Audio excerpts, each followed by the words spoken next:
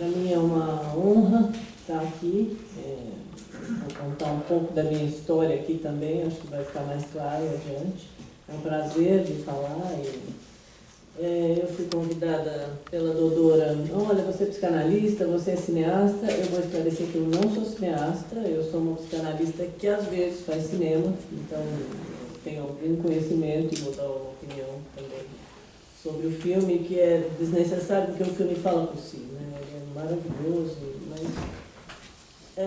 eu vou falar a partir das impressões que eu tive a partir desse filme. Eu sou psicanalista, mas eu não vou falar de psicanálise. De qualquer forma, eu falo desde a psicanálise, sempre, porque psicanálise é um métier, né? Não é uma profissão que a gente larga. Você tem uma postura e uma visão do mundo que isso nos atravessa completamente. Mas eu não vim aqui falar como psicanalista. Na verdade, esse tipo de evento, para mim, é como um tratamento. Eu vou explicar por quê. Como que exercitar a memória faz a gente se tratar, vamos dizer assim, em relação às dores do terrorismo de Estado. Eu organizei minha fala a partir das impressões sobre o filme, do que ele foi mobilizando em mim, de algumas passagens e do que me fizeram pensar.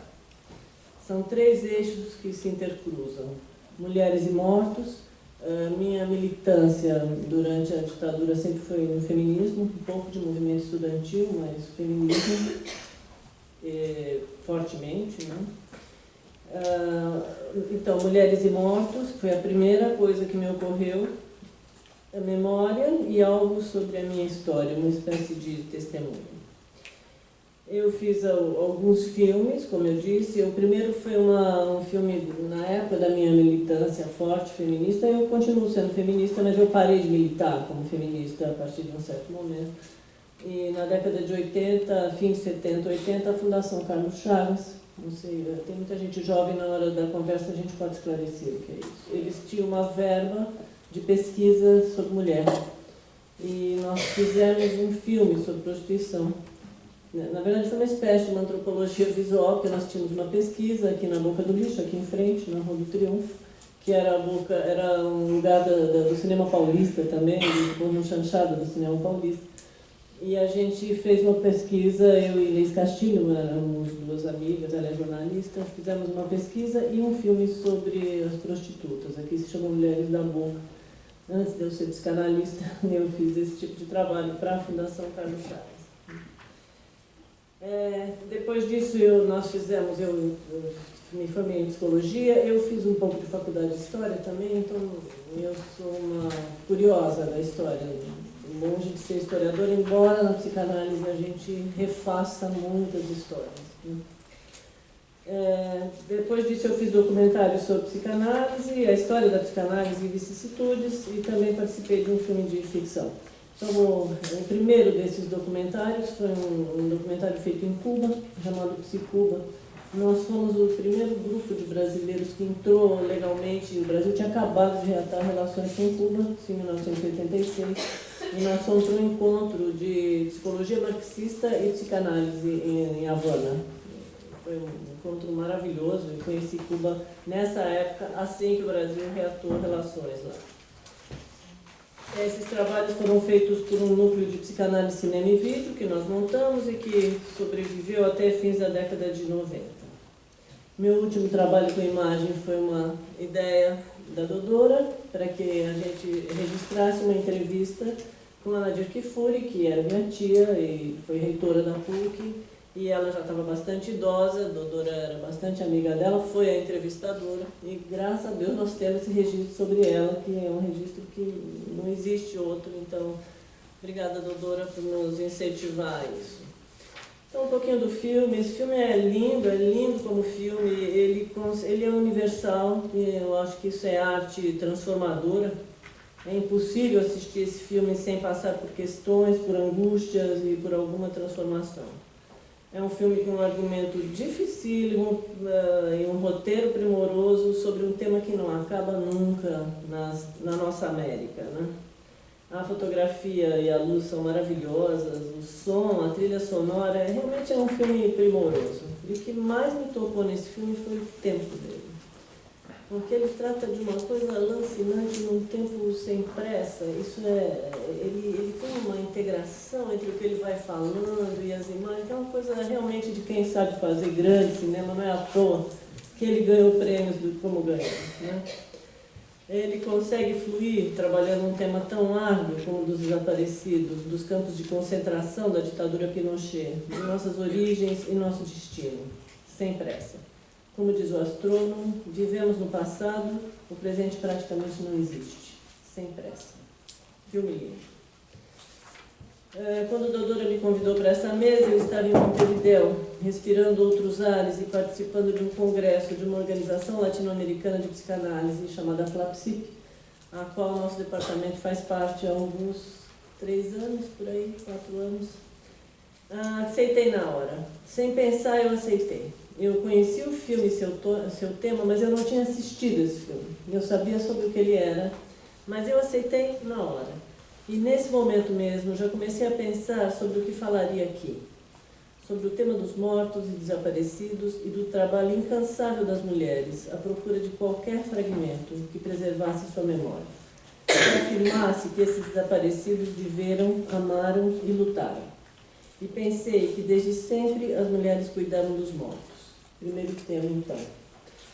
Lembrei de um livro de um historiador francês chamado Georges Duby. Ele morreu na década de 90. É uma linha de história bastante forte na França, que deixou o grande acontecimento histórico para ir para os anais, para os registros da vida cotidiana, para os cartórios. E ele tem um livro, o Georges Duby, que se chama Mulheres do Século XII, onde ele está interessado em saber qual era a função que essas mulheres faziam, né? Esses historiadores, em geral, são medievalistas, né? História da Idade Média na Europa. Ele só tinha uma fonte primária, que era uma carta de uma mãe para um filho, onde ela está se despedindo do filho. Ele é pequeno, mas ele está saindo da casa materna para ir aprender as artes da guerra, da caça, enfim, se transformar num homem da época. E ela é uma carta cheia de preceitos, recomendações, e nessa carta o que o Duby consegue ver é que uma das grandes funções das mulheres na época era cuidar dos antepassados mortos, que eles acreditavam que ficavam rondando a casa da família, e eles precisavam ser velados e cuidados e preservar da sua memória, né? Então essa era uma das grandes funções das mulheres, e ele vai dizendo como nessa época o início da Idade Média na Europa é uma mistura, né, de paganismo com cristianismo. Os vikings, por exemplo, eles estavam bastante presentes, eles eram pagãos, mas as mulheres ficavam fechadas em casa e elas saíam para os velórios. Quer dizer, a presença da mulher velando a morte é desde sempre. Lembrei também, no Brasil, lembrei também das carpideiras, cuja origem é o Egito Antigo, bem anterior à Idade Média Europeia.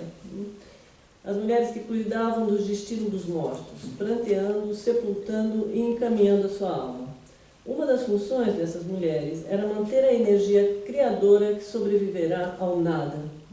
Tem algo na fala dessa menina, no filme também tem a ver com isso.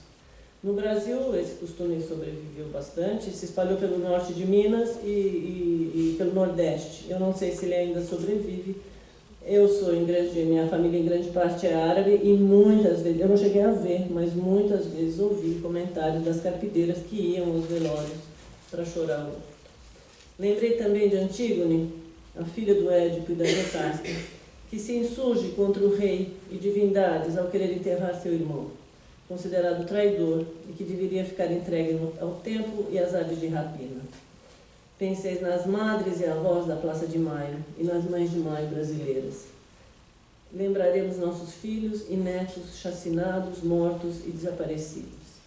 E finalmente as mulheres do filme, como Antígone, que se insurge por querer enterrar seu irmão, que incomodam com sua incansável procura. Lutam por um túmulo digno para não esquecermos. Precisamos lembrar para metabolizar a morte, para que os mortos não se transformem em fantasmas que atemorizam a existência, que não descansam.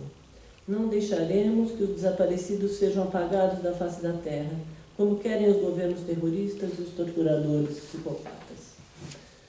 A memória, uma das grandes descobertas de Freud, ele não descobriu a memória, mas ele descobriu um funcionamento da memória, que é um dos grandes legados dele. É um funcionamento em rede, em associação, em trama, onde um sentido leva a outro e outro e outro. O psicanalista muitas vezes fala por metáforas. Dar um bom túmulo quer dizer dar-nos um lugar, algum lugar de reconhecimento que essa pessoa viveu e morreu, que habita a nossa memória, que deixou marcas na gente, que continuará existindo enquanto algum vivente se lembrar dela. A impossibilidade de sepultar os corpos impede o luto, tanto que esta aqui pega o pé do irmão. Aí sim ela entende que o irmão tinha morrido. O corpo insepulto não permite que a gente faça um traço no psiquismo, vamos dizer, dessa pessoa que se foi. Impede que aceitemos a morte quando você não sepulta o corpo e nos separemos dos mortos. Precisamos lembrar para esquecer. Essa é uma fala do Freud. Esquecer não significa aqui apagar da memória, mas apaziguar, se possível, algo da dor e do trauma, principalmente nas situações que tratamos aqui. Freud dizia também que nós humanos temos uma tendência a esquecer as coisas ruins, e aqui reside o perigo de um esquecimento doentio. Como diz o arqueólogo no filme, e isso vale completamente para o Brasil atual, o Chile está estagnado no golpe de Estado, na história da ditadura.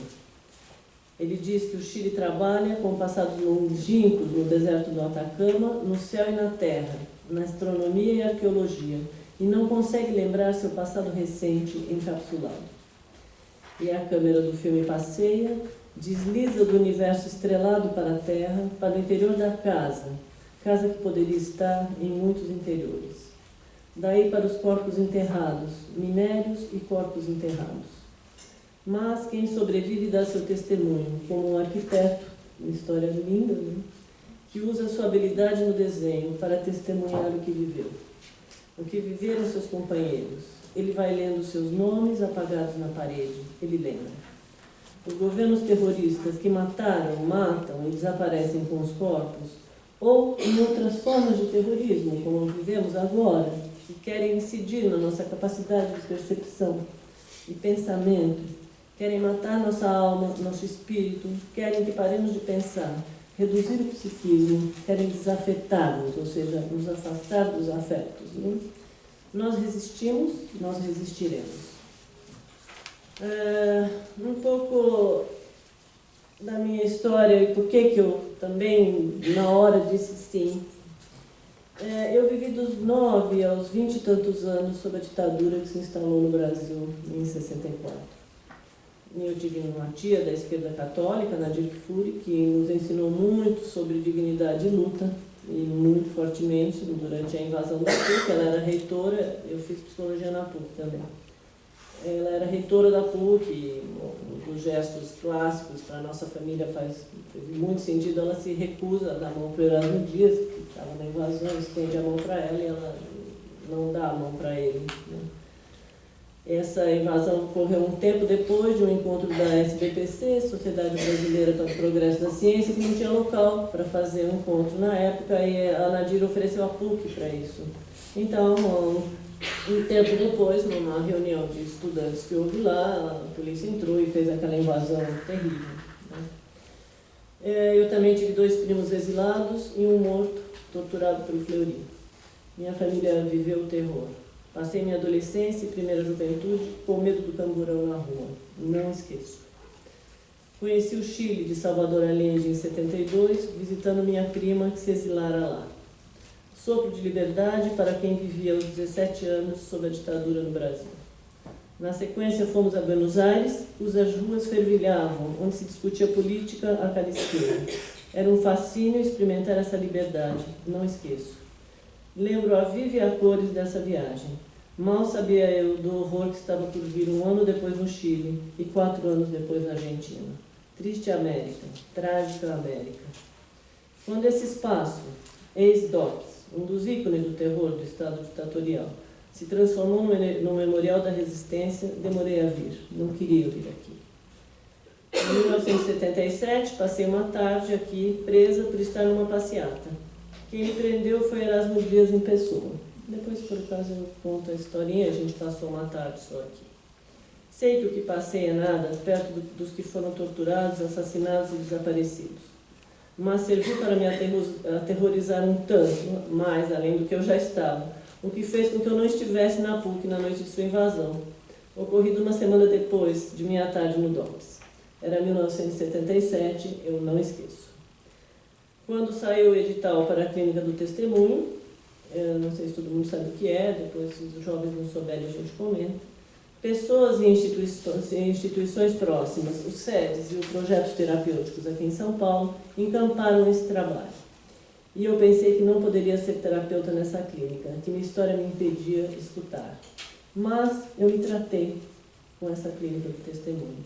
Me beneficiei muito de eventos dos quais participei, como conversas públicas, tive numa caravana da Anistia maravilhosa, que foi em homenagem ao Vanucchi, Alexandre Vanucchi, e foi no dia em que a Clarice Herzog recebeu o testamento, o atestado de óbito do Herzog, o atestado real do Herzog. Homenagens feitas na Assembleia, a luta incansável do nosso deputado Adriano Diogos, e um seminário sobre violência que eu fiz no projeto terapêutico. Essas experiências foram me ajudando a lembrar e elaborar algumas coisas que estavam encapsuladas, por mais que eu viesse me analisando ao longo dos anos. A mais significativa ocorreu numa homenagem ao Norberto Nering, meu primo morto em tortura. Pudemos finalmente enterrá-lo nesse dia, eu me lembro que você estava presente lá, a família se reuniu.